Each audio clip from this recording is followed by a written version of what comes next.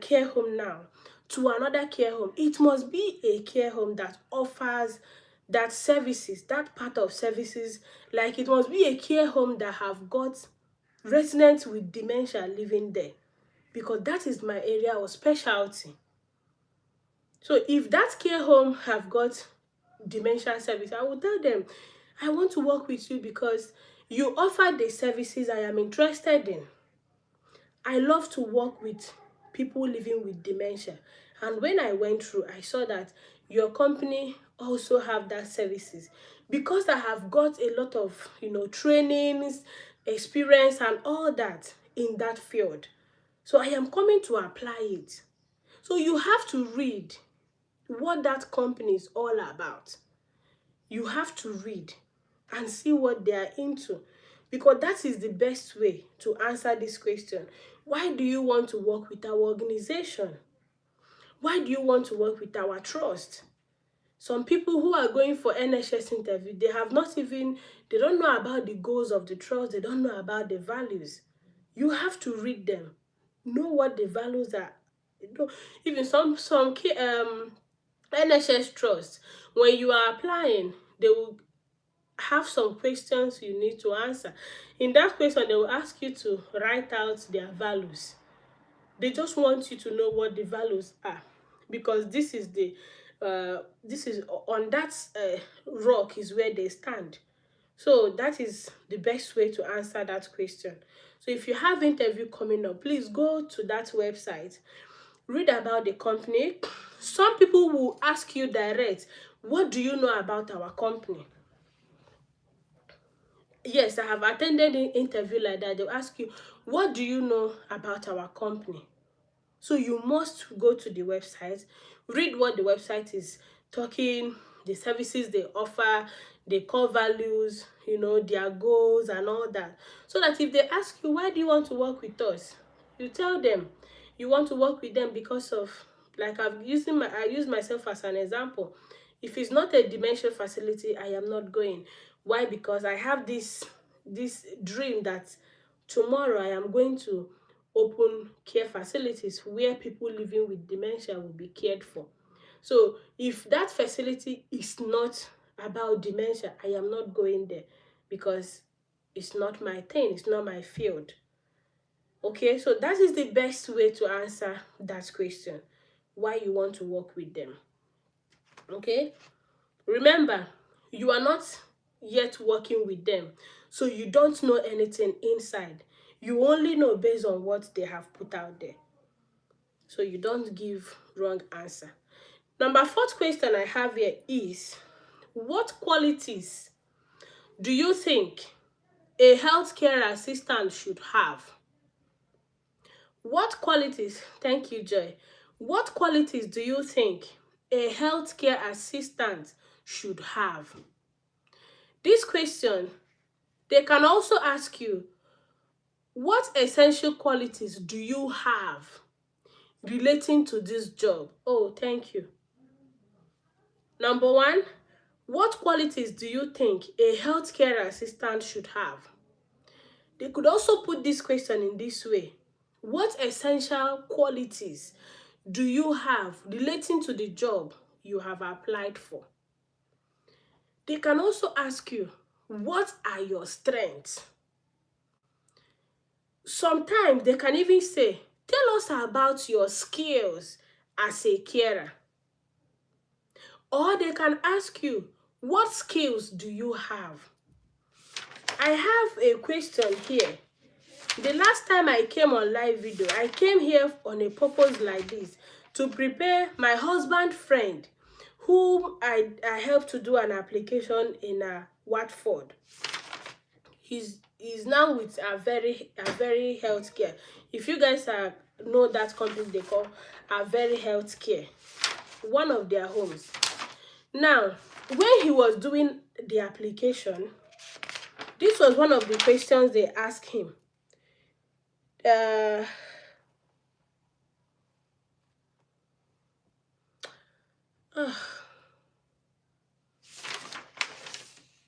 Okay, this is different. That one is how what do you expect to be doing on a daily basis? Okay, it is not the same. This is different. We are still coming to that. We are still coming to that. So, what qualities do you think you have as a healthcare assistant, or what qualities should a healthcare assistant have? What essential quality do you have relating to the job you have applied for? What are your strengths? Tell us about your skills as a carer, or what skills do you have? All these things, they are the same question, seeking for one answer. Okay, the same question, seeking for one answer. What answer is that? They want to know what your skills are. They want to know what your strengths are.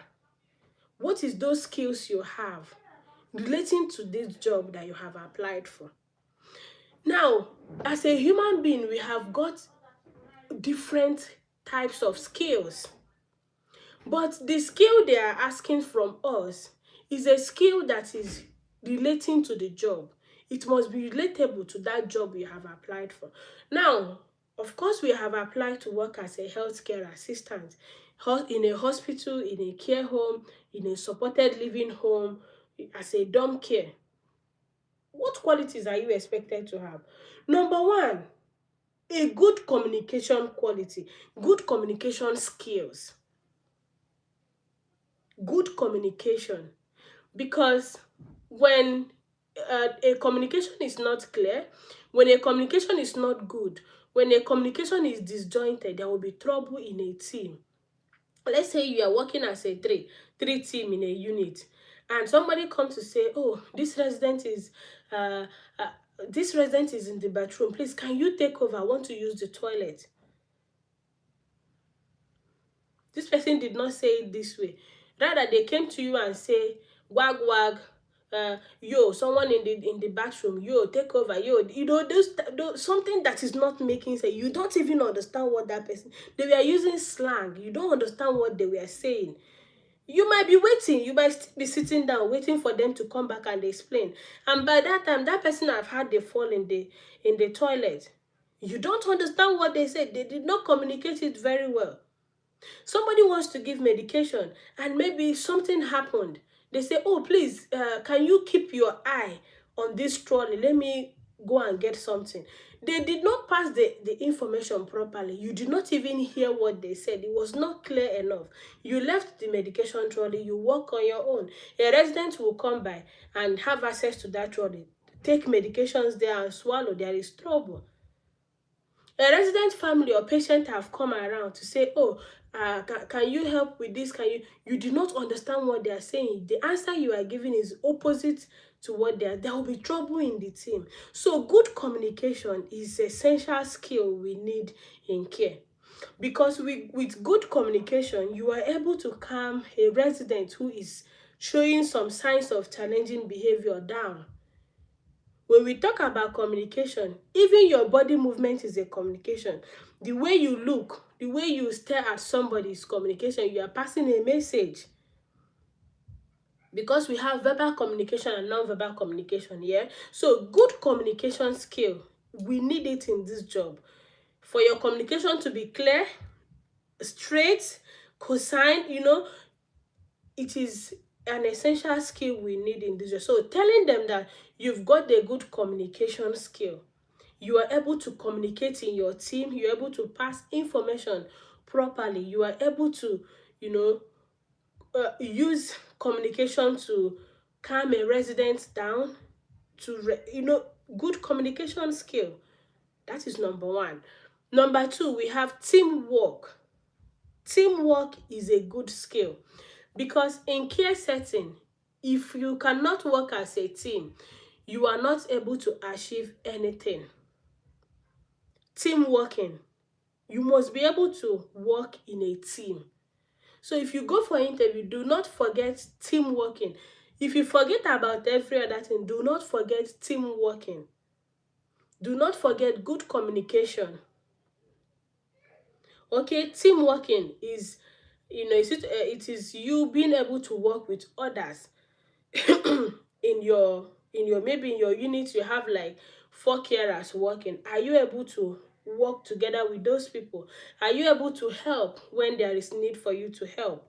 Are you able to take over a task when there is need for you to take over a task? Are you able to call for help when there is need for you to call for help? So if you are not able to work as a team, those things are not, they are not achievable. So you must be able to work as a team. Another skill I have here is documentation. Being able to document whatever care you have given is essential. It is a good skill. Why do I say so? In care, there is a saying that if you don't document it, it never happened. So in care sector, whatever thing you do, you must document. Carers here that is watching with us will tell us, we tell you that what I'm saying. If you give a resident wash and you say, oh, they are looking clean, you forgot to document. Somebody, a family member can come in and say, my father is looking dirty. He doesn't look like they have washed her for the past 1 week. How do you prove that this person just had their shower or their wash 2 hours ago? Or how do you prove that this person have refused to have their shower or their wash 2 hours ago? So documentation in care is something you can never do without it. Documentation. So whatever thing you do, you document. If you want to help a resident and they say no, you will pass the next one. Or if you want to help a resident to eat, you help them to go to bed, to help them to change their continence support, their pad, to change their clothes, and they say no, there is no problem. But how do you prove that you want to do that and they refuse? It is documentation. So you must have that skill to document. Okay, you must have the skill to document. So documentation is another skill that is needed. Another one I have here is attention to details. Paying attention to details. Tell them that you are a good observer. Tell them that you observe things, no matter how little the thing is. You observe, you pay attention to details, because paying attention to details will save you and the residents from a lot. You can imagine, I could remember there was a time one of our residents, we emptied the catheter bag. Oh, everything was okay, and we went for break. By the time we could go for the next hour check, the urine was very dark. It was smelly, How come? What happened? We were able to prove, we were able to dictate, number one. Let me start with that. We were able to dictate because when we came in to check on this resident, we did not just look at them and say, oh, they are sleeping, and we went out. No. Because we pay attention to detail, we had to look properly from head to toe, check the catheter bag to see if it's flowing and all that. And because we have been recording, because we have been documenting, because we have been emptying the bag, because we have been paying attention to see the color of the urine that we have emptied before, we were able to say, oh no, this color is darker than the other. Oh, the color of this urine is the smell is not good. It is because we were paying attention before. If we were not, we would not know. Maybe by the time every other person will find out, by the time it will become very obvious, things must have gone wrong. Things must have gone wrong so bad. So we noticed it, we documented it, we report it, and the doctor was called, they came, they gave some antibiotics, and everything, within 2 days, everything is fine. But can imagine if, okay, I will tell us a story. There was one of my residents. In the morning, I gave him shower. He walked from the room to the dining room. He had his breakfast. He had his lunch. It was time to go to the TV room. This man could not walk again. He was walking, but he's not walking. He couldn't walk. I had to call my colleague and said, this thing is strange. This man is not able to walk to the TV room. And my colleague looked at him and said, ah, it looks like one of his legs is not moving. We had to get a wheelchair. And after that, what did we do? I recorded it that this man is showing some signs of weakness on one part of the leg. I think the right one or the left one, that he's not able to raise it up to walk. And we had to use wheelchair to wheel him to the TV room. The doctor came that same day. When we took him to the TV room, he was feeling as if he's feeling weak. The way he was not okay. We took him to the bathroom, make sure he was fine. Then we put him to bed. When the doctor came, I told the doctor what I noticed. The doctor is a nurse as well. He was saying, because the man have got something. So the doctor was saying, I think my daddy needs to see a doctor. I think my daddy, like play, my daddy needs to see a doctor. Like play. The man started coughing, like play. Temperature was rising, like play. I'm telling you guys, it was not what we thought. Finally, ambulance was called. They took him to the hospital. It was stroke. Now, you can imagine if we did not notice all of those things and we have been recording it, sending it out, doctor have been informed. You can imagine if we were not paying attention to little things, because there are some people, they would not want to pay attention. Instead, they will just get a wheelchair, put the person, you don't want to walk, or they will find the chair and leave the person there, sit down, so you don't want to walk. They will not even document it. They will not even notice that something is going wrong. And such a family member who is also in healthcare field, they can take up any case at hand. They will say, you are not looking after our father. Because if you were paying attention, you would know when to raise an alarm. So paying attention to details, observation is a good skill. Because people we look after, they are so fragile, they are elderly, they are vulnerable. Some of them have got a lot of health challenges. You have to keep your eye down. Anything you notice, report. Anything at all, if you see a bruise like this today, report, document it, report. Because if you don't, coming back tomorrow, that thing can turn into something else. And you will be saying, oh, when I saw it, they will say, oh, you saw it yesterday, you did not report. It will come on your head. So, I've talked about good communication skill. I've talked about team working. I've talked about documentation. I've talked about paying attention to detail. We have good time management is a good skill. Good time management.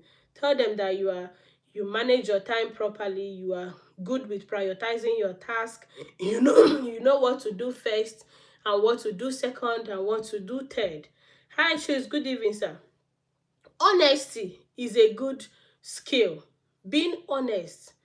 Because if you are honest, duty of candor, you will never be found wanting there. If anything goes wrong, you take accountability, you take responsibility, you come out to say, oh, I have made a mistake. You come out to say it. You will not want, somebody will not come to say it for you, or they will start saying, who did this, who did that. You come out to say it in care. Confessing what you have done wrong is not automatic disqualification or automatic expulsion. Nobody is going to send you home. The highest they would do is to put you to training. So it is better you come out to say that you have made a mistake than leaving that thing and it will cause more problems. By the time they would find out, somebody is already going behind bars. So honesty, sincerity is a good skill that is needed in care. Being teachable, somebody who is not rigid, somebody who is it's not that dynamic, somebody who can, if they say this thing you are doing this way, this is not the right way to do it, say, oh, you learn the new way to do it.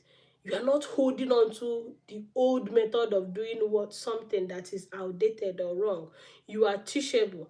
You are not rigid. Flexibility, compassion, patience, a lot of it.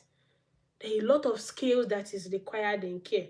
So you pick the ones you feel that you have. You pick the ones you feel that you have, the ones you feel that will sell you properly, the ones you feel that you can explain very well, and let them know that these are the skills you have as a carer, or these are the skills you think a healthcare assistant should have. Sometimes that question can be tricky when they say, sometimes when they ask you, what qualities do you think, or what skill do you think a carer should have? That carer is you. Oh. Remember, that carer is you. So while answering that question, you are telling them that a healthcare assistant should be honest, a healthcare assistant should have good communication skill, a healthcare assistant should be accountable, it should be, should be responsible. A healthcare assistant should be teachable, it should be flexible, a healthcare assistant should be reliable, a healthcare assistant should have empathy. A healthcare assistant should pay attention to detail. You should be a good listener. I don't want to miss that part. Being a good listener is a good skill. It is a good quality. Honestly, being a good listener, because you can only communicate properly when you have listened very well. Okay, so all these things are qualities of a carer, or what a carer should possess to work in that field. Yeah. So I move to the fifth question here that says, describe a time you provided excellent care to a resident. When we talk about excellent care means providing high quality care. Excellent care means high quality care, providing a care that is person-centered, providing a care in a way that the care plan have said you should provide that care. So if they ask you to tell them a time you provided an excellent care to a resident or a patient, is you providing a care according to how that person wants it. A care that is protect that person's dignity, a care that ensures that person's privacy, respect, a care that a consent is given. That is excellent care. So for you to say that the care you give to a patient is excellent, first of all, you have to gain a consent to give that care. Because if you come to give me injection and I said no, I don't want your injection, for in the hospital, for example, for nurses, I said no, I don't want it, you cannot force me. If you force me to do it, it is not excellent care. I will go against you. If you come to give me wash or shower and I said no, leave me alone, you are meant to leave me alone, because this is what I want. Exactly. A care that meets patient need, a person-centered care, that is an excellent care. A care that consent is given, dignity is protected, privacy is maintained, it is timely. That is excellent care. So for you to tell them a time, they said describe a time you provided it. You can just, is a kind of a question that requires you to use a little bit of STAR method. Respect is given, yeah. A little bit of STAR method, telling them a time you went to support a resident and they declined. You respected them, you left them, you documented it, and you gave them time. You went back again, you seek for their consent, they accepted, you supported them, and they were happy. So it's just a care that meets with what that person wants. Remember, the way you give care to patient A or resident A is not the same way you give patients to resident B. It's not the same way you give care to resident B, because resident A might want you to stay outside while they have shower on their own. They want it in a discreet form. They want to have shower on their own. They don't want you to come in and see them. When they finish, they can call you to come in. Some residents are like that. Whereas another resident, you might be the person to give shower from head to toe. You might be the person to help them do, assist them do almost everything they want. They are not able to do it. So that care you are giving, was the consent given? If yes, was the resident happy? If yes, was the dignity maintained? Yes. Privacy maintained? Yes. That is an excellent care. So when we talk about maintaining their dignity, it is making sure that, for example, let me explain it in this form. For me to maintain my resident's dignity, I am going into their room. What about a resident that never consent, even when soiled? I'm coming back to that. I'm going into their room to give them shower. I need to maintain this person's dignity. First of all, I am knocking on their door, letting them know that I'm coming in. I will get their consent to come in. I will make sure that I tell them what I have come to do. I will get their consent to go ahead, a kind of go-ahead order. I will make sure the curtains in their room are shut, so that somebody outside is not going to see them the way they are as a human. Yes? Because if I want to change my clothes, I will not be on the camera to do so. Because I have this, my body, that I need to protect. It is very, very important to me. It is my dignity. In my language as Igbo, we call it Nkwanye Ugwu. As a human being, we need to respect human being as a human first, before seeing them as a resident. So windows must be shut, curtains must be closed, or blind must be closed, the door must be closed. Now, if this person is on bed, that I have to give them wash on bed, if I take off their clothes, I have to use towel to cover the places I'm not yet attending to. If I'm starting from up, I have to cover down. So I don't just leave them naked. I don't want to say some words here. So I don't just leave them open like that. No. If I'm not attending to the down part, I cover it. I cover the down part. When I'm done with the upper part, I cover. Then I go to the other side. Yes? If I'm doing anything in the bathroom with them, I make sure I carry them along. I make sure to maintain what we call some level of independence.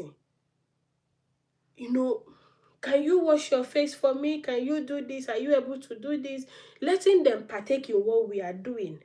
All these things are excellent care, because we are not just going there to do it. Yes, communicating with them, telling them things we want to do. I want to do this. Are you happy for me to do this? That's how we say it. Mrs. J, are you happy for me to wash your back? Yes. Go ahead, I will do it. Are you happy for me to do this? Are you happy for me to do that? They will say yes. They are happy you are doing it. You are happy they are accepting it. Excellent caregiving.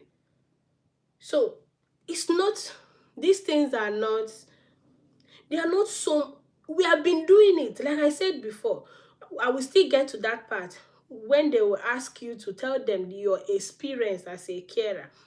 We have been doing this back home. Sometimes our mom will be very sick. We'll have to take them to the hospital, right? We are the one to give them shower or bath. That shower or bath we'll have to give them. It's what we call personal care. It's not a rocket science. Now, if you are supporting your mom to have shower, do you leave the curtains open so that other patients or visitors will be seeing them? Do we do that? We don't. This is not nice. This is not nice. I don't like if I'm teaching. TikTok will be asking me to play puzzle. I have 123 people on live. I don't know what is happening. People are putting down comments. I'm seeing likes coming up. Why are they asking me to put that puzzle that the life is not active? It shouldn't be so. It shouldn't be so.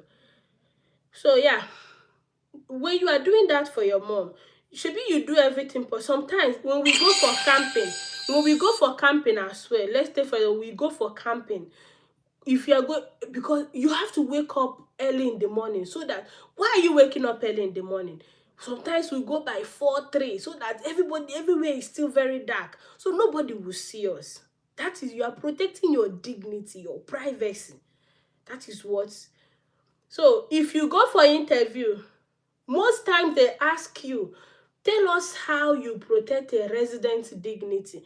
That is what I'm explaining all this while. Oh. Tell us how you protect your resident dignity. But in this case, how they ask this person that owns this question, they ask him, describe a time you provided an excellent care. And I have explained that an excellent care means a care that meets the resident's need, a care that is patient or resident-centered, a care that is according to the care plan, a care that is timely.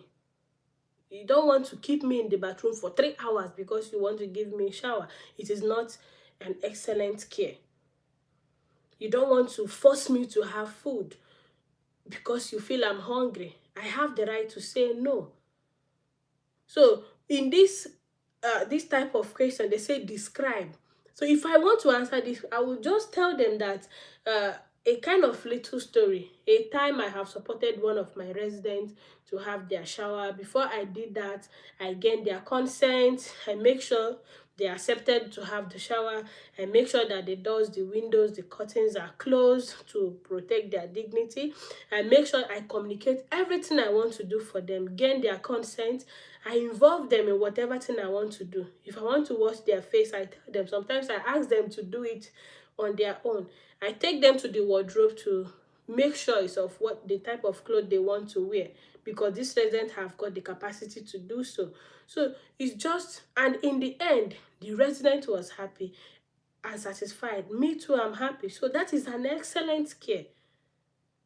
That is an excellent care. Thank you, Miriam. So the next the other one I said, how to maintain their dignity. I have just said it. Anything you would do to make sure that human being feels like a human being, that they are respected, they are adored as a human being they are. I don't leave the curtains open if I want to give them shower. I make sure it's closed. Windows closed, blind closed, door closed. I knock on their door to gain consent. I communicate to them whatever thing I want to do. That is, you respect them. Whatever thing you want to do, you let them know. Anyone they give consent, anyone they said, go ahead and do it, is what I would do. Anyone they said, don't do it, I do not force them to do it. Okay? The next question here is, what is your weakness? Sometimes they will pair that question together. Tell us about your strength and your weakness. Or they would say, tell us about your skills and your weakness. I also like to let us understand that strength and skills, they go hand in hand. So what you call your strength can be someone's skills, and what you call your skill can be someone's strength. So do not be scared. Is that I should drink water? I don't have any water here. Oh, I have. Thank you.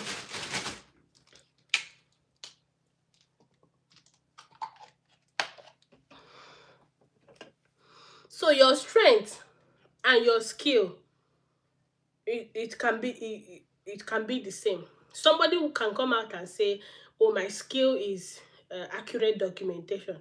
Someone can come out and say, my strength is good documentation. Both of you are saying the same. All these things are those attributes. They are those things that would help you to work very well. Do you give assistance choice or decision to a dementia client? Why give? Yes. Yes, I do. So all these things they are things that is in you that would help you to stand out while doing the job. They are the things that will save you from a lot of problems. They are the things that will make you to work properly while doing your job. So do not think, which one is skills now, which one is strength. They work hand in hand. Okay, so that one aside, we've talked about it. Now I'm talking about weakness. My manager will always say, all of us are human beings. I'm not going to reason for all of you. You have all got brain to reason with. When you are talking about your weakness, do not say something that is very particular to that job. Like somebody who is coming to work as a carer in a care home, and you are trying to tell them that your weakness is that you find it difficult to tell the truth. My dear, you will not be recruited. Because care home will test you. It will test your sincerity.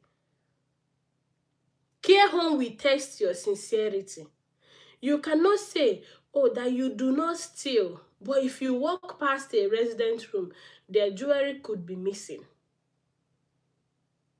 You do not say that.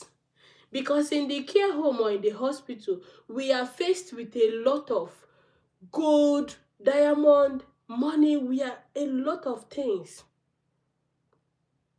You will not say, oh, that you struggle with time. My dear, if it's 12-hour shift, you are expected to resume work at 8. So you should be in the care home 7:55 for 8 o'clock latest. So if you are the type that is always struggling, 9 o'clock, we are coming for a shift that will start by 8. It will not work out. So you must have to say something that will not cost you not getting the job. Okay? So I, as a person, I used to say, and I'm still saying, that the only weakness I have as a person in a workplace is inability to work in a toxic environment. If an environment is toxic, I cannot function. I find it difficult to function in a group where this section is gossiping, this section is bitter, this section is not helpful, this section is looking for what to trap me down with. I cannot function in such environment. And also remember, when you tell them about your weakness, it is also important to tell them how you are working hard to overcome that weakness. So I tell them, I find it difficult to work in a toxic environment, in an environment that is not peaceful. I find it difficult to work in such environment.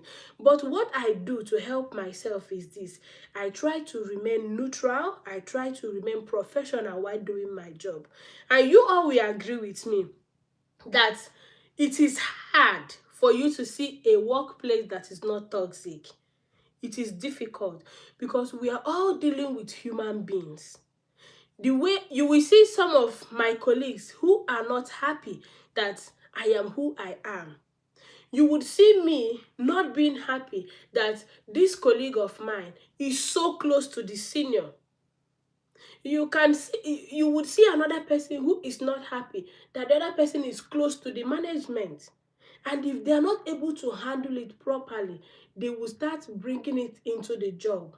They will start causing problem. They will start gossiping. So for you to mark yourself safe, the best thing is when you come to work, you focus on why you are there. You remain professional. If anybody is gossiping, you don't belong to any group. If they come to say, oh, this person have said, you tell the person, please go and sort it out with that person. Do not include me. You will see everybody will distance themselves. They will not come to tell you any gossip. You don't know nothing. So the best way for me to overcome such toxicity in an environment, in a workplace, is to remain professional, remain neutral. I am siding no party.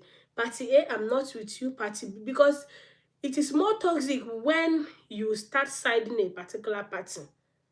It will now be a war. If you are paired to work with this person, you are looking for what to use to pin that person down. So that is me as a person. That is what I used to answer. But there are so many things that could be someone's weakness. It could be not being able to work under pressure. There are some people, once there is pressure, they will start panicking. They won't know what to do. My kind of person, bring it on, I don't mind. The best I would do is, what should I do first? I will look for that one to do first before going to the second, before going to the third. So, but there are people who are not able to handle pressure. There are people, oh, CQC is here. You need to do this, you need to do that. They are not prepared. The person, some of them will want to, their body will want to leave their soul. Or their soul will want to leave their body. But there are some people, they will say, my recordings are up to date. My everything is up to date. So there is no big deal. But there are some people who cannot withstand pressure. There are some people, oh, we are short staff. They won't know what to do. They still want to work as if they are complete. Whereas you are short-staffed, you have to do what you should do first. Others will come later. So, if you are somebody who is not able to work under pressure, there is no problem. It is a weakness. All of us have got our weaknesses. You just tell them that your weakness is not being able to work under pressure, but you try hard to cope by doing what you should do first. If there is pressure at work, I just make a list of what I should do first. The one that is more important, the one that is more urgent, I do that one first and I do the other ones later. Or I seek for help. Because I tell you what, this thing I just explained is another interview question on their own, where they ask you, how do you prioritize your task? Because for somebody to prioritize task, there is pressure. There is a lot of things to do. So if there is a lot of things to do, how do you attend them? We have just 2 hands and 2 legs and 1 mouth. We cannot do 2 things at the same time. So when that question comes, that means there's a lot of things to do. And when there's a lot to do, there is pressure already. So in that case, how do you prioritize your task? So you prioritize your task by attending to cases or to residents according to the matter of urgency, according to the one that is more urgent than the other.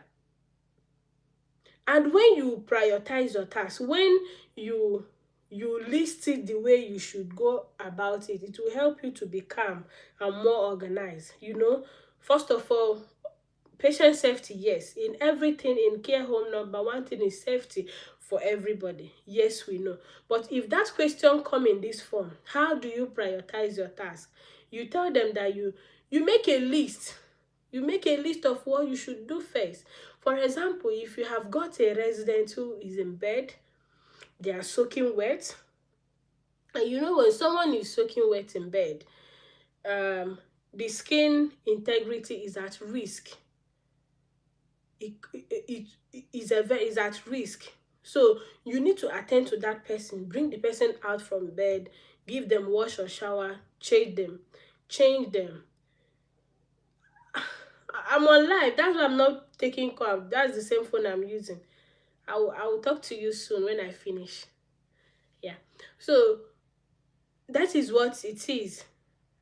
I will have to attend to that person first. And if there's another person who is in bed and that person is still sleeping, they are not soaking wet. You see, that person is not a priority. My priority is that one who is soaking wet in bed, and I have to bring that person out. If I have got a resident who needs to go for appointment 8 a.m. in the morning, and they need to take their medication before they go, if I come in the morning, I have to go straight to that person to get them ready, give them food, give them their medication. If I have been trained, if I'm giving medication, this for the seniors, yeah, I have to attend to the person first, because in 7:50, 7:30, 7:40, ambulance could come, or 8 o'clock, ambulance might be there to take the person to the hospital. So you have to attend to the person that needs urgent attention first before going to the other. Okay, so that is how to prioritize tasks. This question is out from what I have here, but anyone I remember, I treat it immediately, because you never can tell what would come. So that is all about weaknesses. So not being able to work under pressure could be a weakness. Not asking for help, finding it difficult to ask for help, is a weakness. And I tell you why it is not a crime to tell them that you do find it difficult to ask for help, because you do feel that that person might feel disturbed, thereby making you to do the job on your own. And sometimes people like that, they don't sometimes people like that, they don't always come out fine, because yes, I heard you. I will collaborate with her. Sometimes people like that, who are not able to seek for help, sometimes they get stalked, because you've got a resident who you need to support. You have another person waiting for you. You have another person waiting for you. And your colleagues are sitting down. They are finished with their own. You couldn't ask them for help. You couldn't tell them, please, I need help. It's okay. You couldn't tell them you need help. That is not fine. It's a teamwork. You should know when to seek for help. Okay? You should know when to seek for help. So, but some people, they don't know how to seek for help, and it is a problem. It's a limitation, it's a weakness. Some people, they are not able to work under pressure. I myself, those things are not my problem. My problem is not being able to work in a toxic environment, and that is what I used to advise people to say. But you must not say that. You know yourself as a human being. You know what your limitations are. You know what you cannot cope with. Tell them. But please, do not say something that would cost you your job. The next question I have here is, what are your salary expectations? There are some people, they will ask them your salary expectation. Of course, you know, every job advertised, they have their salary attached there. So you don't have to say something. If they say that they pay £12 per hour, £14 per hour, £15 per hour, of course you tell them that what you saw on the website is fine. £15, £14 is okay. You're fine with that.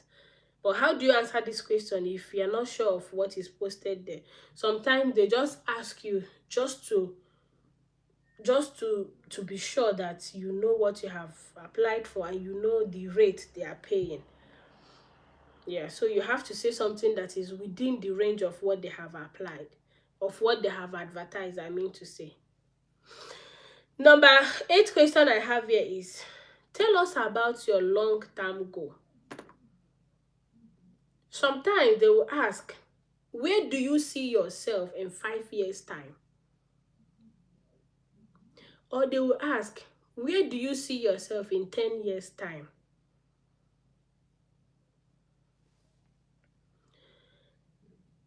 When I was preparing Ebuka for interview, the person that was last week, I'll be last 2 weeks or last month, I forgot the last time I came on live video to teach. I told you guys I was preparing somebody for interview on that live.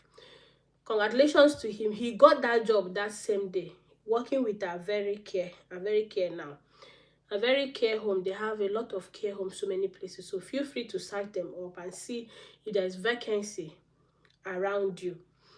Because they took my husband friend. I was the one that prepared him. They asked him, what is your long-term goal? And while I was preparing him for interview, I told him to pay attention to that question. If they ask you, what is your long-term goal? Or they ask you, where do you see yourself in 5 years' time? Yes, Z, it is correct. Where do you see yourself in 5 years' time? To be honest with you guys, these two questions, they are tricky. They are not the same. I would not give the same answer. I would start with 5 years. Put yourself in the recruiter's shoe. Put yourself in the manager's shoe. You are not recruiting a carer who will leave you in 5 years. You know what it means? Every 5 years, you are recruiting new people. Some residents in a care home have stayed there 15, 20 years. And in care home, familiarity we need it a lot. Because when you are so familiar with the resident and the residents are so familiar with you, it is easier to manage them. Okay, if a resident shouts because you have been caring for them, you know this is normal. There's nothing to panic about. So I, as a manager in a care home, I am not expecting that in 5 years' time, this person I'm recruiting is leaving me. No. Instead, I should be expecting to hear from you that in 5 years' time, if I pass this interview today, you are recruiting me as a healthcare assistant.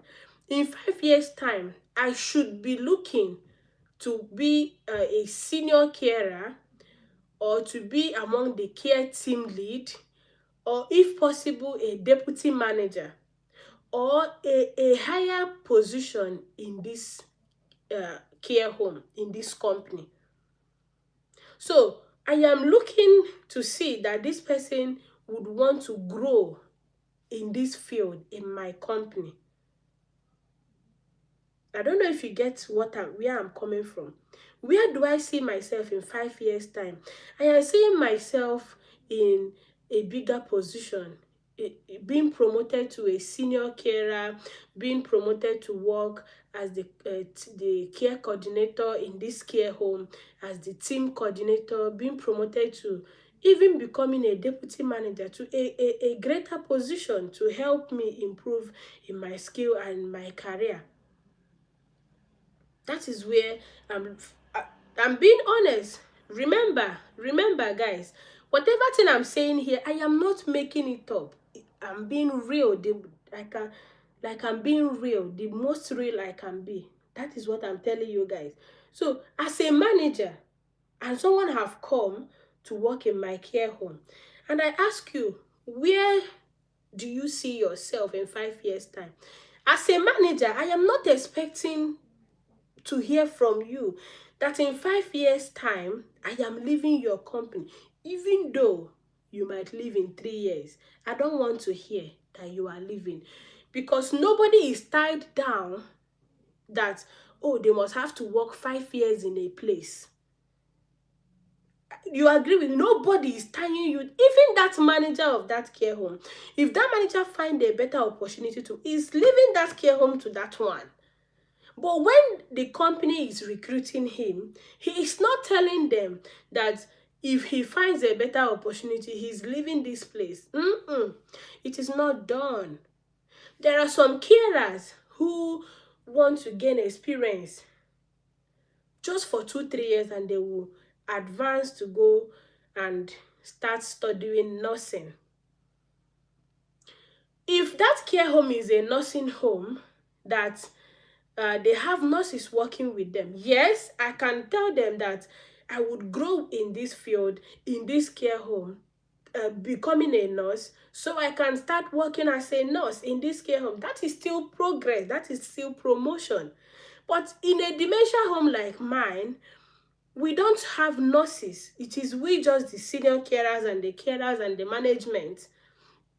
That's why I said it is good to look at the company website to see what they are into. Some care homes do not have nurses. So if you are telling me you want to become a nurse, it is good though. It may or may not be the reason you will fail the interview. But if I have another person telling me that in 5 years' time, I am looking to becoming a senior carer in this care home, coordinating others, directing other staff on what to do, as a manager, I would want to go for that person, because this person have got same interest with me. This person wants to work with me. You want to become a nurse, maybe you should go and look for a job in a nursing home. It does not make it that you did not pass or you did not answer well. But the other person have told me what I want to hear. Even though you that said that you want to become a nurse, you are not even becoming that nurse in 10 years' time. So it is good to know the right word to use at every point in time. So in 5 years' time, I am looking to, undergoing training in your company, to becoming a senior healthcare assistant, to becoming, promoted into a higher position in this company, coordinating other carers, coordinating other team, if possible, to the position of deputy manager.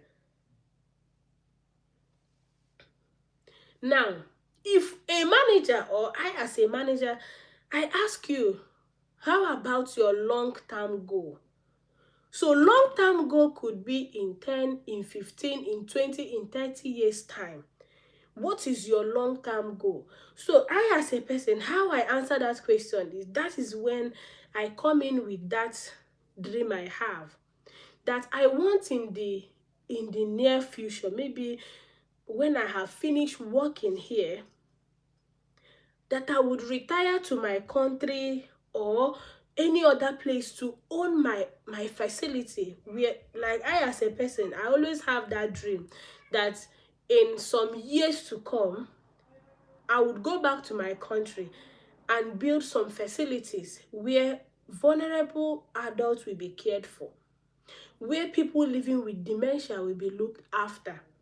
Because right now in my country, they don't have that awareness of what dementia is all about. They still do not know how to care for them. In some villages, they call them wish, they call them, because someone living with dementia can agree to a lot of things they have not done.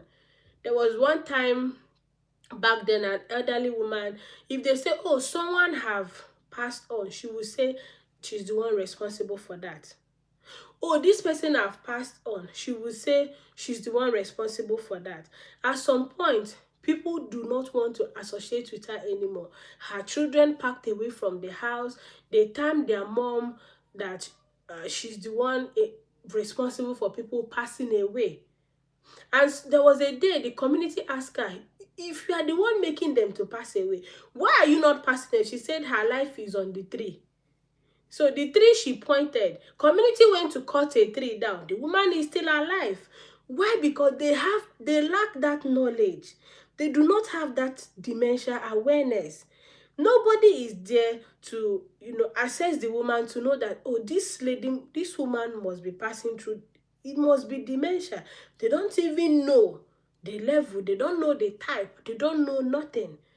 People de-associated from the woman. She was neglected until the day she passed on. Even the day she passed on, they couldn't do what they should do for her because they termed that she's evil. All because they lack that awareness about what dementia is all about. So because I have come to this country, working in a dementia facility, I have seen what is going on. So if my mom any day she starts reacting to, or my grandmother, you say A, she would say B, and I already know what is going on and I will know how to handle her. Because why? I have that education now, I have that awareness. So I have that long-term goal that in the nearest future, I would establish a care facility back in my country where I would look after people living with dementia, the vulnerable adults who do not have somebody to care for them. Which is why I told us here that if I should leave my working place now, any other place I'm going to work must be a dementia facility, because this is what I have developed passion for. So your long-term goal, where you see yourself in 5 years, be careful how you answer these two questions. Okay? Be careful how you answer these two questions. I am telling you out of it, as somebody who have been in an interview room and some people have been interviewed, be careful how you pick your answers. The next question I have here is, what are your availability and preferred working hours? To be honest, say when you can work. If you have any restriction, it is best to tell them that moment. I have seen a situation whereby somebody said they are flexible. They can do morning or night, whereas this person have got a baby. And that baby, the husband works in the night. She have to stay home in the night to look after the baby. Oh, she said she just told them that she's flexible for her to at least get the job. And now they put her to work in the morning, whereas to work in the night, whereas there is vacancy for morning. So they looked at her and they feel like, okay, she can work in the night. Since she says she's flexible, let's fix her in the night while we recruit others to put in the morning. She got the job, contract came out, it is night care assistant. She could not continue with the job. And when they called her, she said, few days that she went, she couldn't continue. That was how they had to let go of her. They laid her off because you said you can work in the night. We put you in, you can work at any time. We put you in the night. Now you cannot come. The manager felt she's not honest. So what will be. If you have any restriction that you cannot work on a particular time in a particular day, don't come and tell them we are going to church on Sunday. No, even mention that one. And you can't work on Sunday because you're going to work on Sunday. Don't even mention it. Don't mention it. That one is not an excuse. But if you have got, I could remember my sister, when they took her in Hempstead, she said to them, I cannot do night. That she have got a toddler she's looking after. But she can do day. She can do long day. But she's not able to do night. They had to change her contract to give her a long day. So it's good to be honest. But if you are flexible, you don't have any restriction, tell them that you are flexible. Let them put you where they feel they can put you. The next question I have here is, how do you prioritize your task? Oh, we have just said that prioritizing task is doing the first thing first, as a matter of urgency, doing the first thing first. The next question I have here is, how do you maintain confidentiality? Or they can ask you what you know about confidentiality. When we talk about confidentiality, it is all about keeping information safe. Confidentiality is all about making sure that what you know about a patient or what you know about a resident do not get into the ear of somebody who should not know that thing you know. There are sometimes a resident will confide a nurse, or a patient will tell us in the hospital that, oh, this is what is going on with them. The only person we are allowed to discuss that, to have that discussion with, is the senior or the manager or whoever that is in charge of us. Otherwise, we are not allowed to have such discussion, even with our colleague. We are not allowed to broadcast that information. You only tell that information to somebody who should have that information. Otherwise, keep your mouth shut. So confidentiality is keeping private, making sure that a resident information do not get into unauthorized hand. A resident information do not get into somebody's somebody that should not have access to that information. We make sure it does not get to that person. We only give that information to somebody that should have it, such as the senior in charge, the nurse in charge, the management in charge. That is about confidentiality. The next one I have here, how do you ensure patient dignity and respect?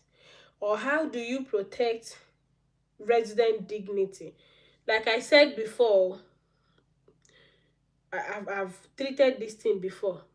Protecting someone's dignity, it starts from that resident's door.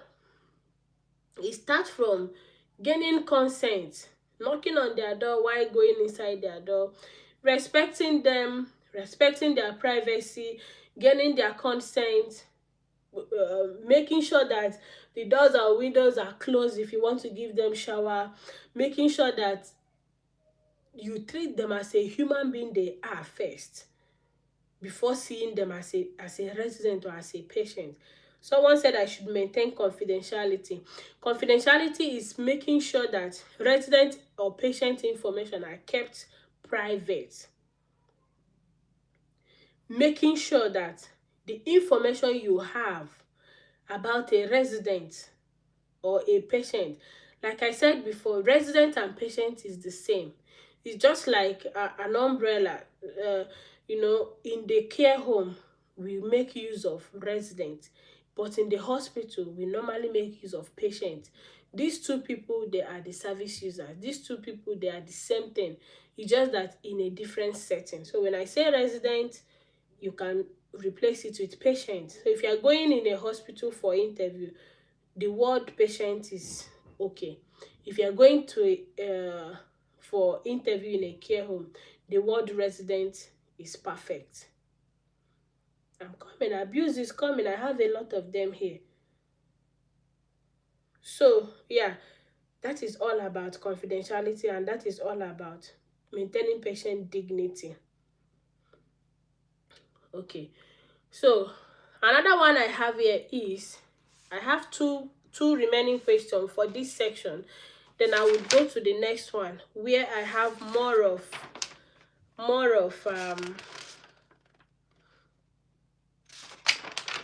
safeguarding and all those ones you are putting down now.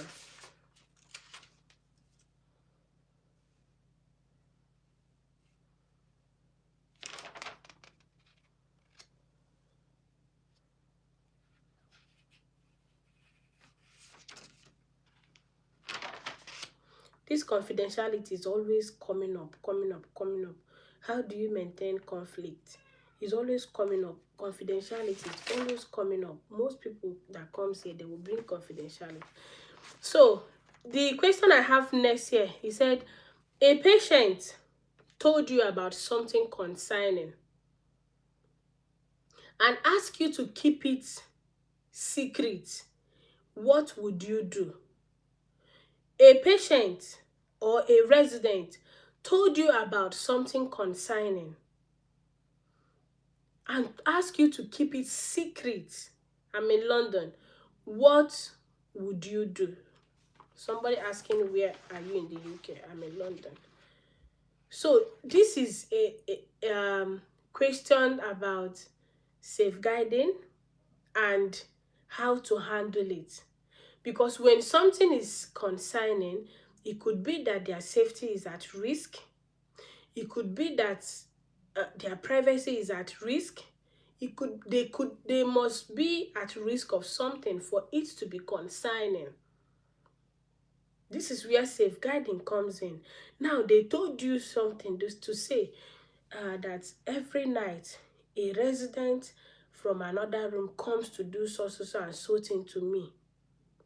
Or they say, oh, there is this particular staff. Anytime this staff comes into my room, they take one or two things.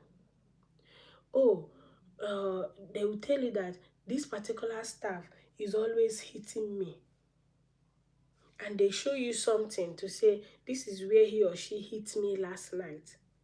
This is a serious concern. This is safeguarding.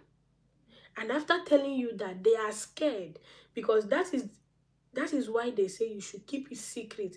They are scared, but they were still able to confide in you. Now the question says, what would you do? If you are working in a care home, this is something we meet most times.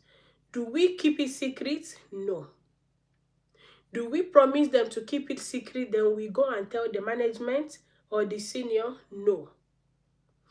According to the law or the policy, what we are required to say to them is to reassure them, commend them for saying it out.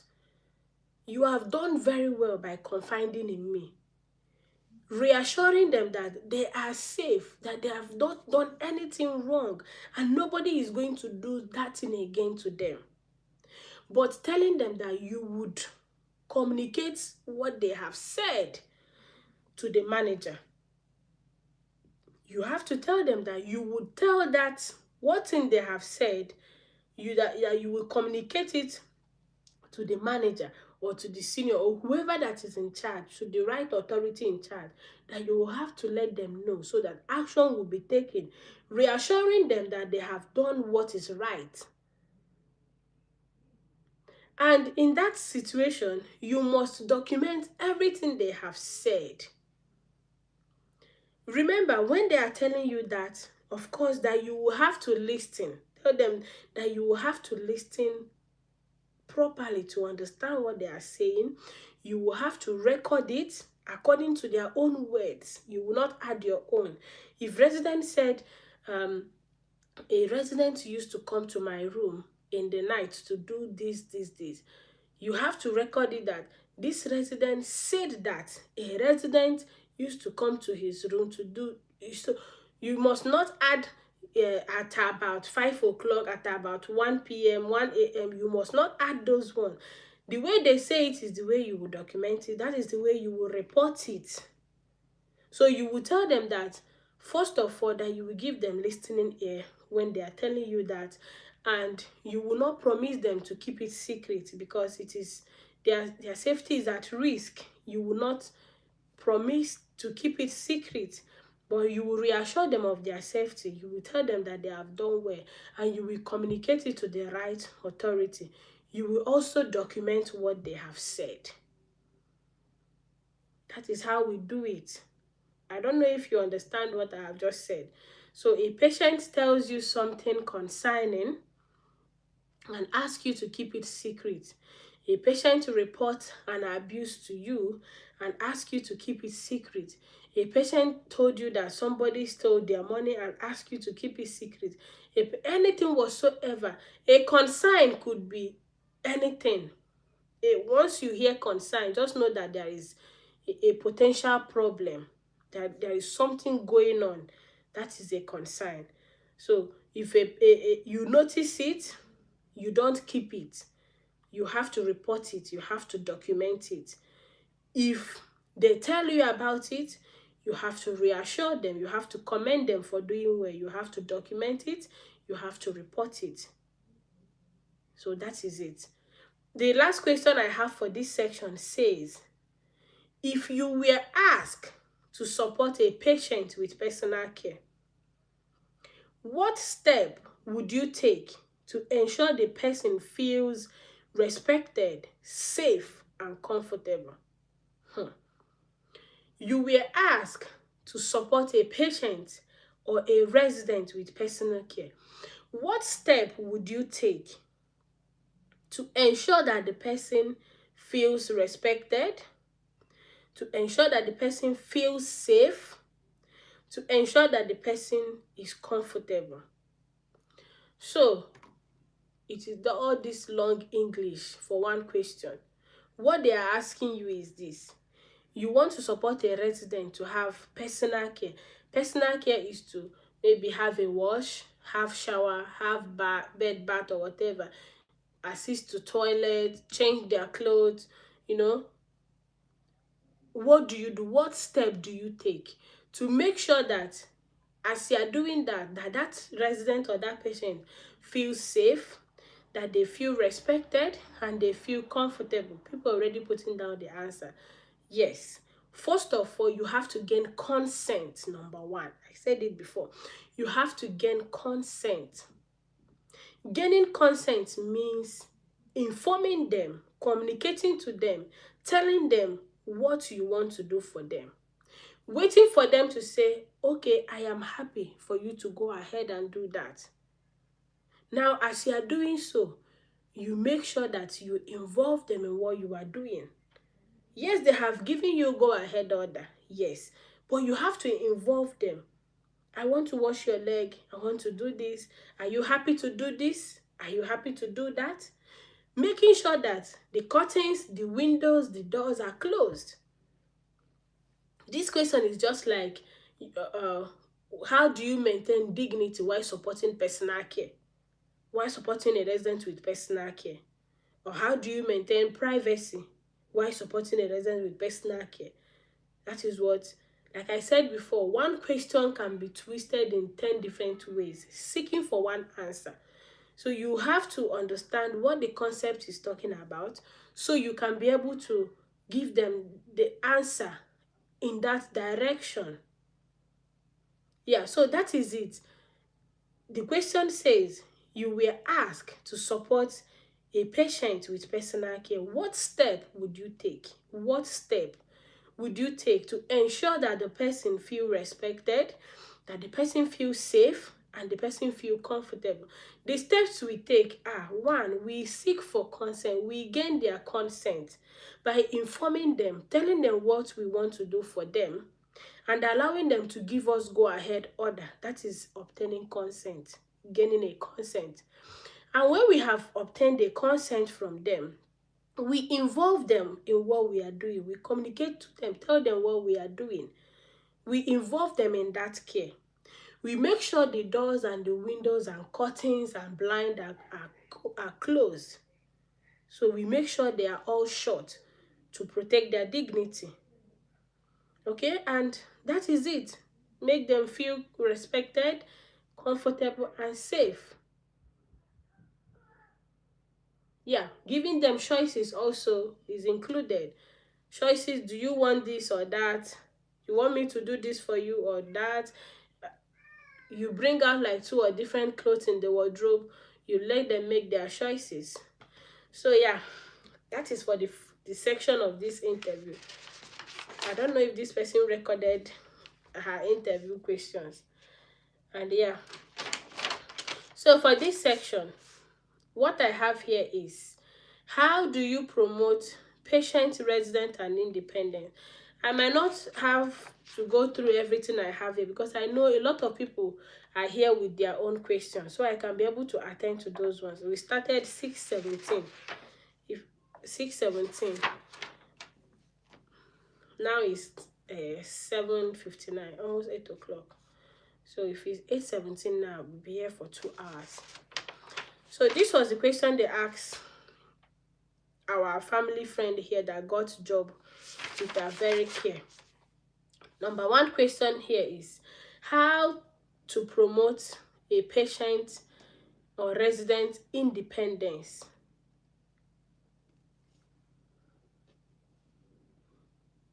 They ask him question on confidentiality.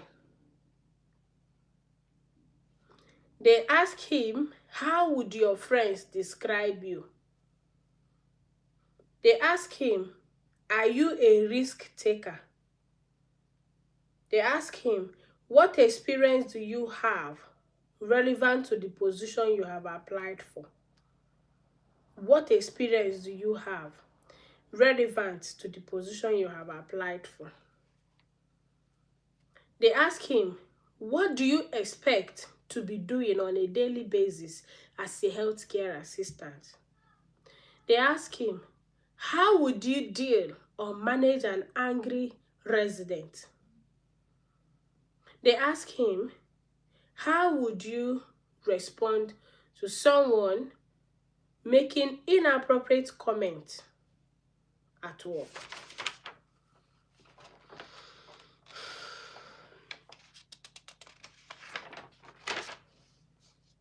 Okay, let's finish with this section. Then we'll do the last one and I will take some questions. How do you promote patient independence or resident independence? The answer, if you have been here before, you will still hear the same thing. When we talk about promoting someone independent, it is involving them in what you are doing for them, letting them do some things for themselves, by making sure that you are not doing everything for them. Now, independence, for example, you have got a baby and you need this baby to start crawling. You need them to start to stand up and walk. And you have water. The baby is there, you've got a water. You put this water here. You need that baby to make a movement to get this water. Now, helping that baby to maintain independence or to promote that baby's independence. I am not going to take this water away from here and put it close to him or her. I would leave it there and encourage that baby to come, to make a move to take this water. If that baby succeeds, I have achieved one thing. Some residents, if you are not careful, you make them more lazy. You want to give them shower, no communication. You didn't even ask them to brush their teeth. You did not ask them to wash their face. You didn't ask them to comb their head. You didn't ask them to do anything.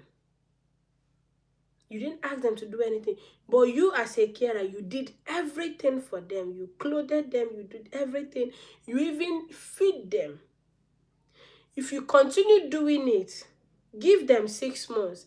That resident will not remember their mouth anymore.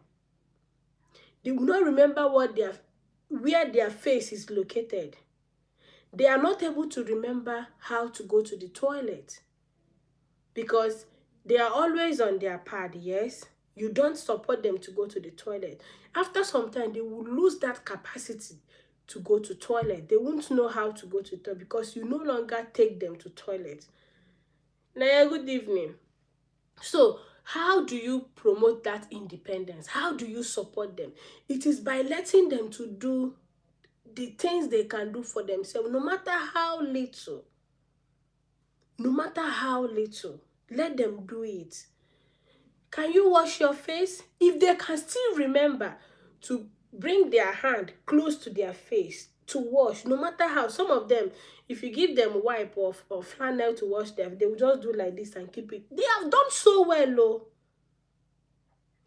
A woman of 89 years can be compared to a child of 2 years. Especially if they have dementia. Their brain can be compared to a child of 2 years. So, yes, you can demonstrate for them. So, a child of 2 years, you are giving that child shower. You say, wash your face. If that baby can go close to the face, you are doing well. You are training the child so well. So, if the resident can still remember where their face is, you are encouraging independence. You are not taking it. But when you are doing it for them, you are taking away. Check what independence means. Sometimes we say, oh, it's good to be an independent woman. What does it mean? That you are doing your own business. You are not entirely depending on your husband to give you money. Or you are doing your own thing. You are not entirely, thank you, Naya, depending on somebody to do everything for you. But you have some things you can still do for yourself. And you now let help to come in later. So that is, I need you, if you understand that concept, you can answer this question. So encouraging their independence, promoting their independence is letting them do some things for themselves, no matter how little. No matter how little. Okay? I have answered that question. The next one said, talk about confidentiality. We've treated about it. The next one said, how would your friends describe you? Now, this question, what they are looking out for is your personality trait that relates to that job. Joy, I'm coming. I don't want to deviate. The personality trait relating to that job you are seeking for. So, as you are telling them how your friends would describe you, you are indirectly telling them the personality traits, the qualities you have. Remember, your friends are not there in the interview room. They don't know who your friends are. So they can only know you or what your friends think about you from what you said. So it is an opportunity to sell yourself. Do you want to tell them that your friends would say that you are a kind of person that loves to club every night? Clubbing is not a sin, but is it something you would say? Maybe if you are going for a barman, bar attendant, a waiter, maybe you can tell them there that your friends would say that you love to club, you love to dance on the stage. They might need that skill there, because somebody who can club can keep awake at night. So they need you. You are fine. But is that what we are seeking for in a care setting? No. So would you tell them that your friends would say that, this person is not reliable? They would tell you that I am not reliable. If you are not there to supervise what I'm doing, I'll just do it my way and go. Is it what you will tell them? So you have to tell them something that will sell you. I, as a person, my friend is on this life. She just came in and sent me gift. If you ask my friend about me, he will tell you she loves to teach. Oh, she can teach from now till tomorrow. She's not tired. She loves to help. You see, helping people is what gives me joy. My friend will tell you that if she don't help you, that means she don't have what it takes to give that help. Because if I have it, I'm giving it without expecting anything in return. You see, gossip. My friend will tell you she don't like gossip, but she will go and verify. So, what are those things your friends would say about you? Don't tell them things that would cost you your job. Because I have my bad side though. I play a lot. Sometimes I will play and I will forget some things I need to do. I can't say that to them. I cannot tell them that my friends would say that I play too much. We are not here to play now. We are here to do serious business. Sometimes I can joke and I will forget important thing to do. So, but I will tell them things I will tell them that my friends would tell you that I'm reliable. In Igbo language, they will tell you, onye nwelu m nwelu mmadụ. So I am reliable. You can rely on me for whatever. The manager wants such a person. I will tell them that my friends will tell you that I am honest person. Hey, I don't like to lie. Don't lie to me. I will not lie to you. My friends will tell you that. So manager would know if anything goes wrong, this person is honest. She will come out clean to say, this is what I have done. My friends will tell you that I take responsibility for my action, whether good or bad. I accept it, I apologize, I learn from it, and I move on. My friends will tell you that I'm teachable, I'm not rigid. I am not Mrs. Know-it-all. Even before I end this live section, I will still bring people up to add one or two things they know. Because I cannot know it all. So I am teachable. I can learn from young, from old, from small, from big. My friends will tell you that I have got empathy. I put myself in people's shoe. You know, it is hard for me to treat people bad in their lowest. So these vulnerable people will look after. They are in their lowest. I am not going to take advantage of them. So what are those things your friends would say about you? It is an opportunity to tell them. My friends will tell you that I'm a team worker. You see me, back in school, I was the director of social in my department. You cannot see me doing that job alone. Even people who are not in my government, I carry them along. I seek counsel from them. What do you think? What do you think? I go to this department. What do you think? How do you think that if we do this thing? So I am a very good team worker. I have good communication skill. What is the number of 1,000 I'm speaking to you? I don't care. I'm not looking at anybody's face. Population or crowd does not intimidate. I don't have stage fright at all. So look at that qualities you have that relates to that job that you have applied and tell them. Here, I think I put down something here. That you are caring, you are reliable, you are honest, you are easy to go with, you are a problem solver. If you are a problem solver, the manager wants it, and not somebody who is always complaining. You are dependable, you are easy to work with. So you look out for those qualities that will give you a good score. Tell them. The next question they ask him is, are you a risk taker? Before now, I have thought about this. honestly speaking, yes, using skill that relates to the job, yes. Are you a risk taker? Honestly, this is how I answer this question myself. I do not answer it straight away that yes, I am a risk taker. Why? Because a calculated risk mu- must be safe, must be a safe risk, because we are dealing with human being. We are dealing with care plan. We are dealing with health. So if that risk is not safe, I'm not going to take that risk. I'm not going to take it. So for that question, I balance them to answer it. I just tell them, I will not describe myself as a risk taker because we are dealing with human being. In everything I do, I ensure safety. So if that risk is safe, I go ahead and take it. If it is not safe, I am confident enough to speak about it, to raise a concern, to escalate it for something to be done. That is how I answer that question. So I don't tell, maybe a different job altogether, maybe business, or even in business, if you do not calculate a risk, you don't just take it.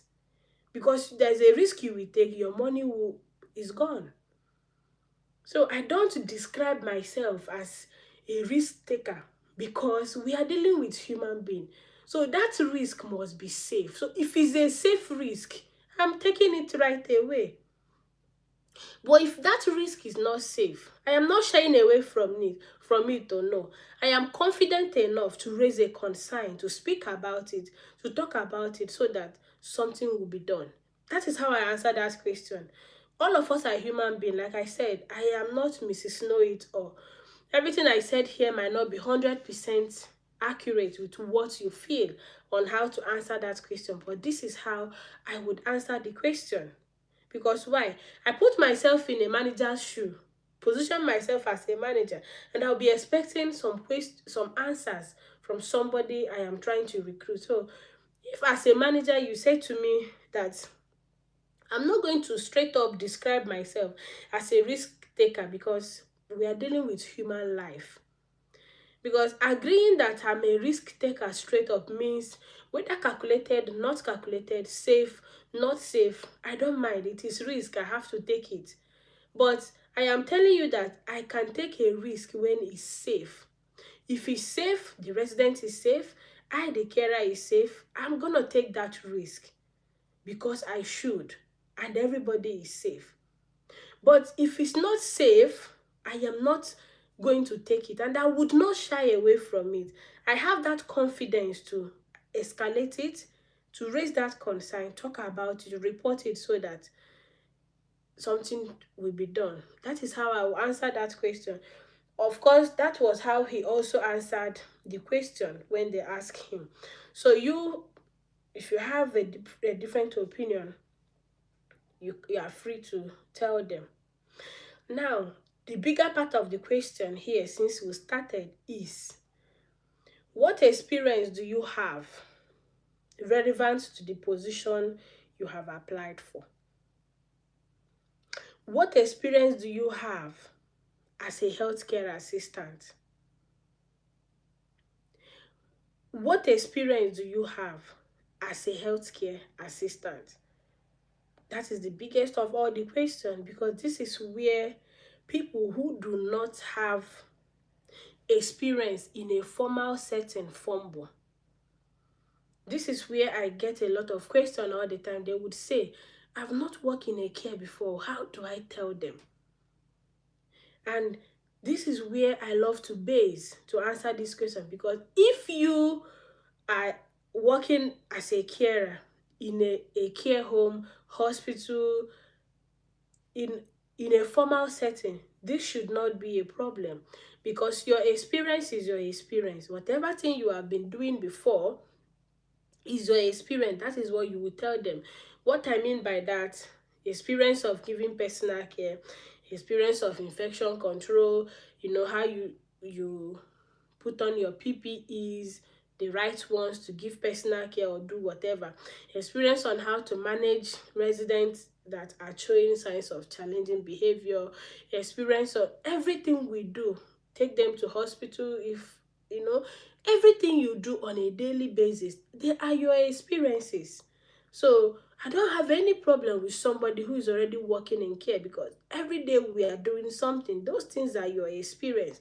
But for people who have not stepped into care home before in a formal setting, now, when they ask you this question, do not say, oh, I have not worked as a carer before. You know, I have not. So what do I tell them? Listen, I used to tell us, by default, many of us are carers. Many of us, blacks, Africans, Europeans, we are carers because we do not have the type of culture and tradition they have here. Because here, most of them do not have that culture of caring for their elderly parent at home. Rather, they take them to the care home for carers to look after them, which is why we are there. But back home, how many care homes do we have? Is 1 in 100. How many care homes do we have? People love to look after their elderly parents at home by themselves. Now, our elderly parents, we do a lot for them at home. Or our friends, our younger siblings, we cared for them. All these things everything we do in care home is what we do at home. But the difference is that our own is informal. Our own is that we do not have a defined language or term. Just like we are mentioning about dignity, confidentiality, safeguarding, all these things, we don't have that formal term. But we are doing the same thing back home. Okay, so this is what we do.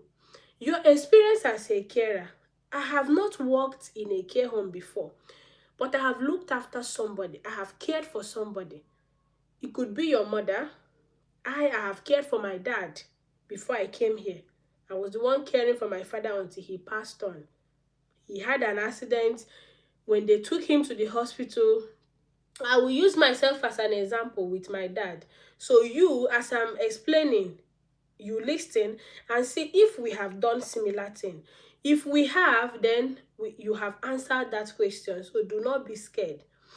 I have not worked in a care home before, but I have cared for my father. Who have you cared for? When my father had an accident, I was the one staying in the hospital with him. I make sure he takes all his medications. It is safer for you to use medication than drugs, please. I make sure that he takes all his medication according to how the doctor have prescribed it.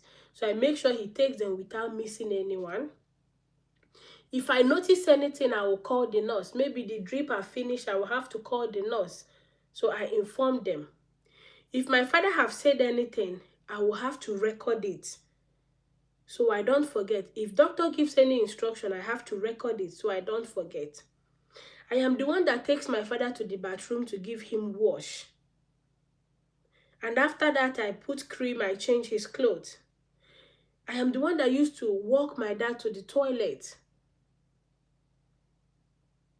Okay? And what my father was suffering from, I don't discuss it with other patients. Now, these 5 things I mentioned, I will have to elaborate it now. I give my father personal care in this UK setting.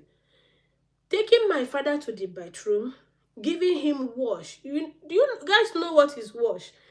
Wash is just like somebody who do not want to pour water on themselves.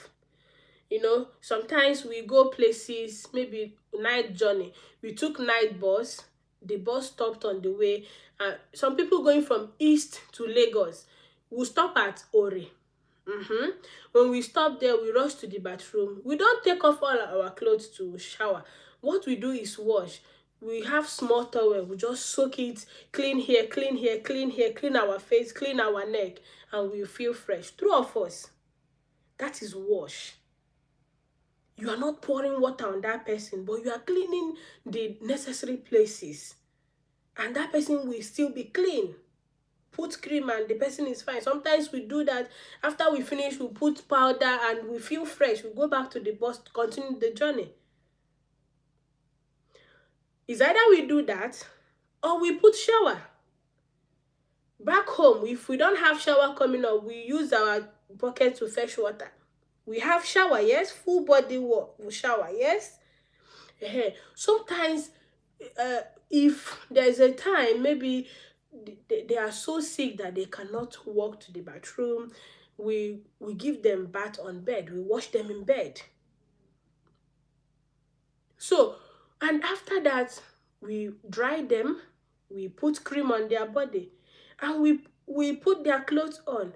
All these things is what is called personal care.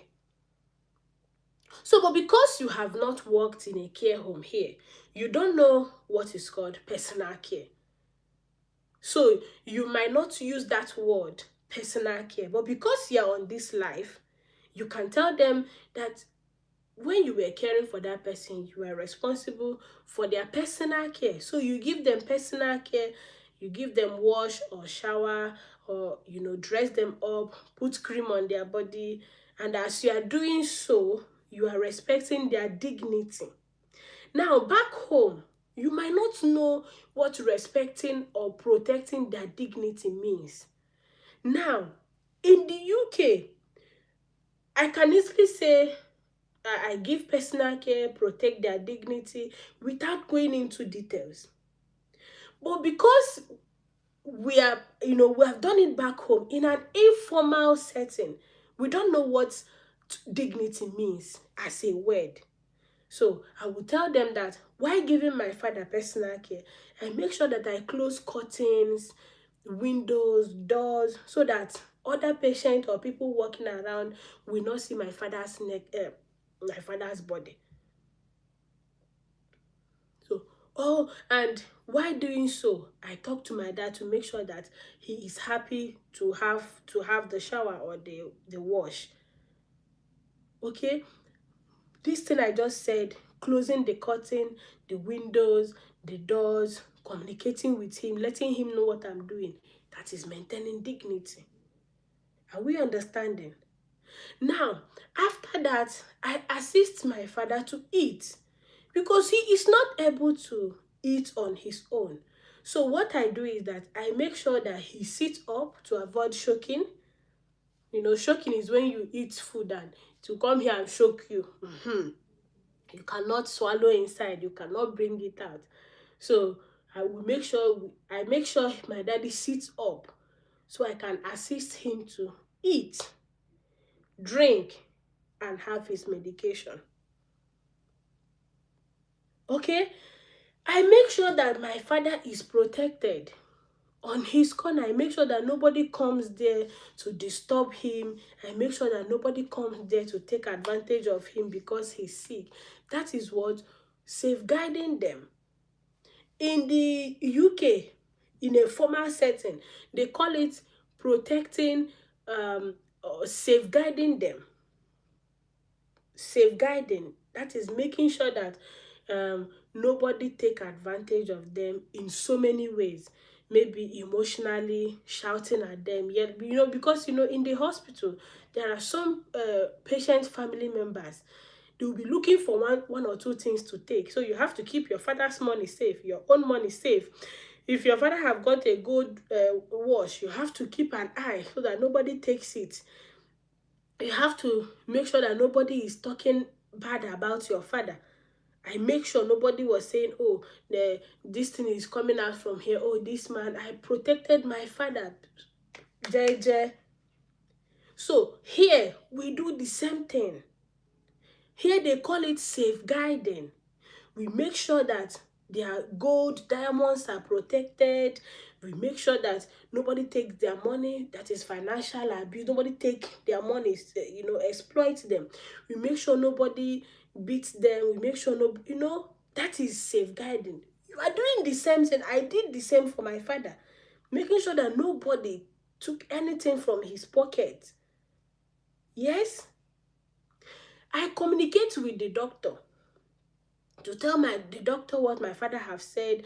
You know, in the care home here, we communicate with each other, with the nurses, with the manager, with the doctor, with the social workers. And so I just hope with this little explanation, you are able to understand what care experience means.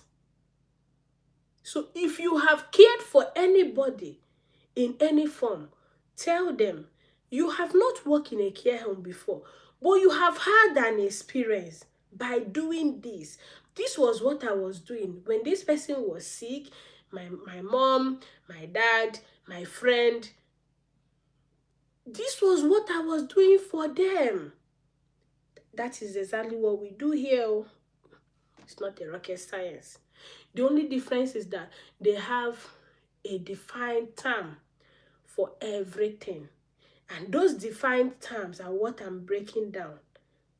I am breaking it down the best way I can.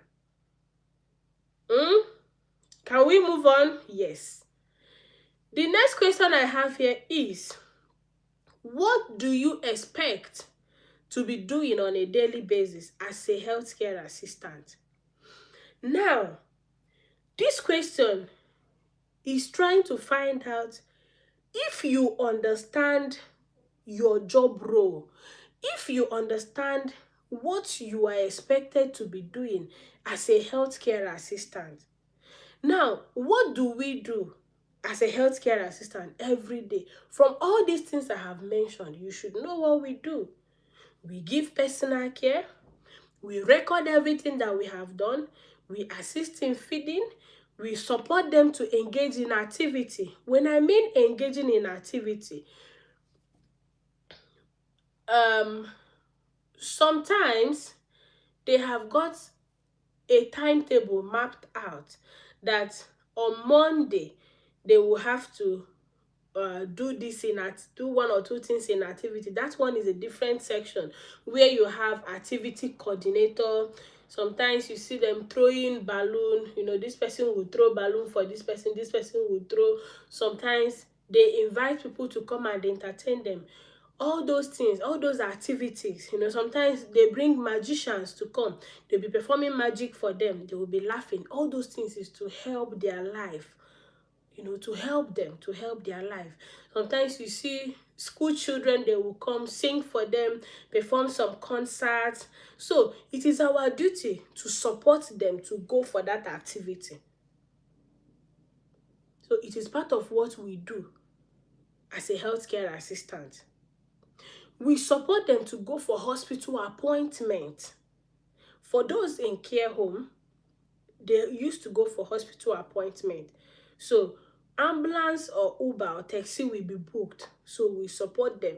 Sometimes if the hospital is just by the care home, we can use wheelchair. It all depends. Safety first. The safest one is what we would do.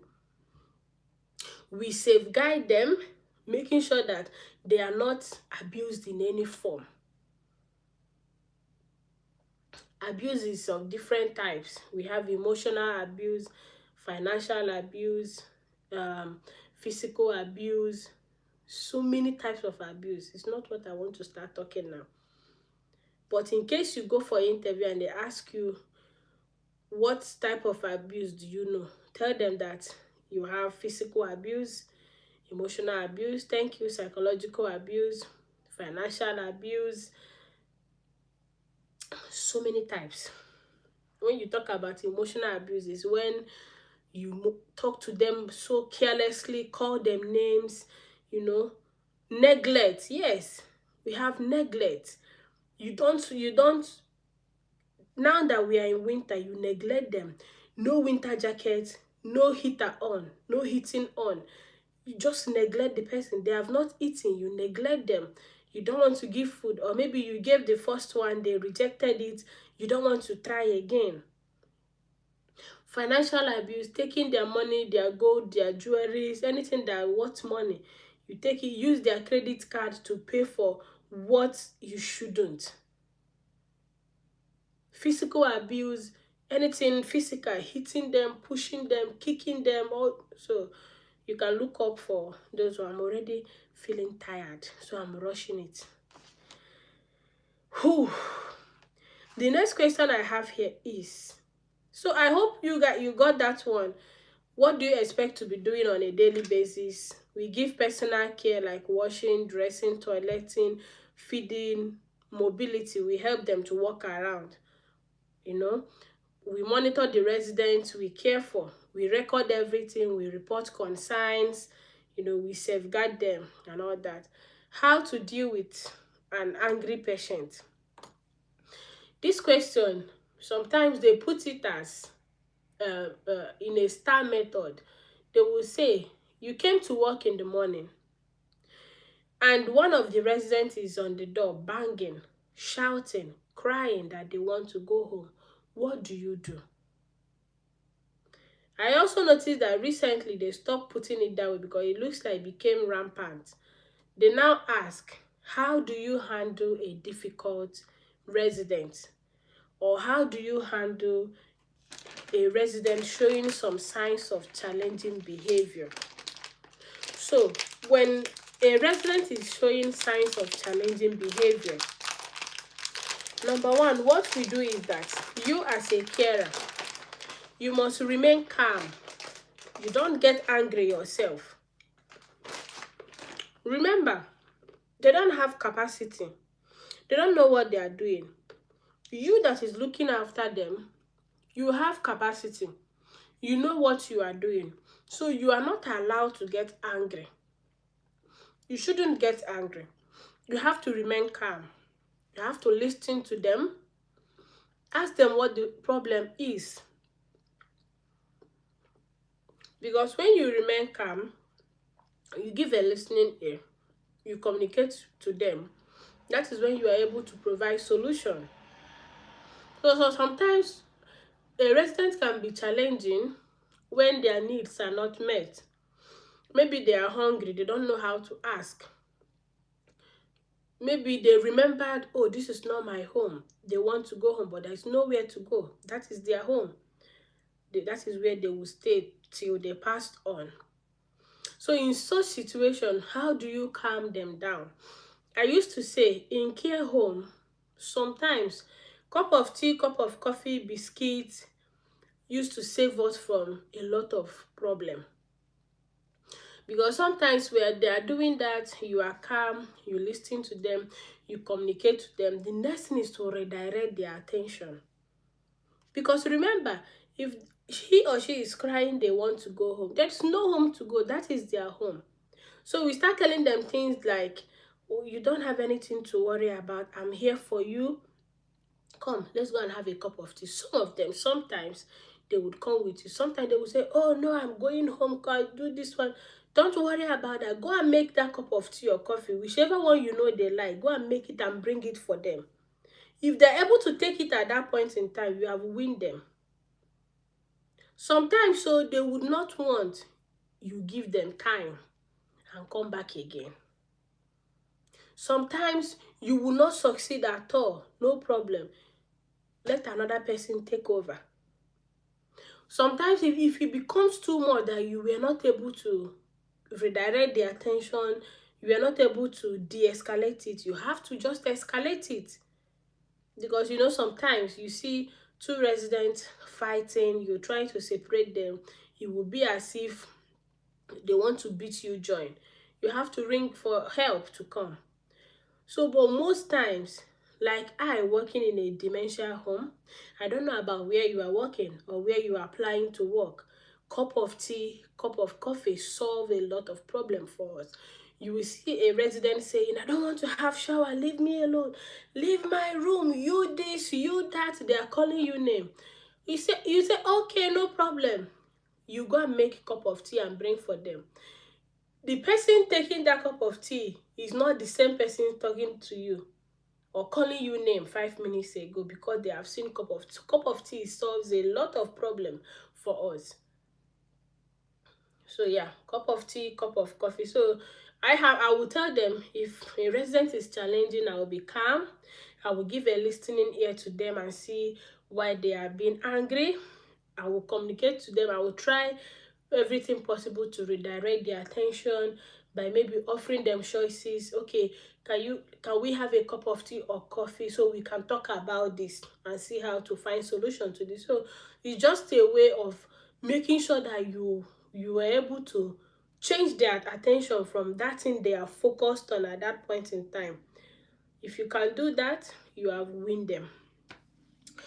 So the last one I have here is, how would you respond to someone making inappropriate comment? Like I used to say, this question is just asking about professional boundaries. If someone is crossing their boundaries at work, it is simple. You have to remind them. Sometimes they ask this question to check your problem solving skill, because there are people you make some comment about them, they will report you straight up. And there are some manager like mine, he will ask you, did you talk to that person about it? So we as carers, we should learn how to talk to ourselves and wait for that thing to repeat again, then you can take it up. So if someone make inappropriate comment about me or about a resident, I would want the person not to. This is a place of work. We are not allowed to use such language on each other. I will remind that person to remain professional with their job and not to make such comment again. But if that person refuses and still making such comments, I will have to escalate it. So yeah, that is how I would answer that question. Okay, please, if I'm tired.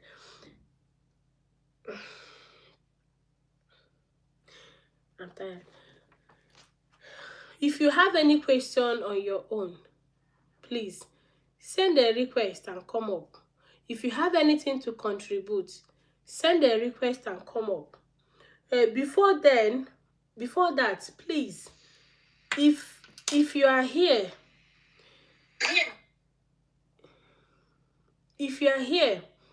you are among those seeking for COS at this point, guys, I will be honest, COS is difficult at this moment. Very, very difficult. But please, maximize your chances. Just in case we find one. The other day, I made mention of a company that was recruiting.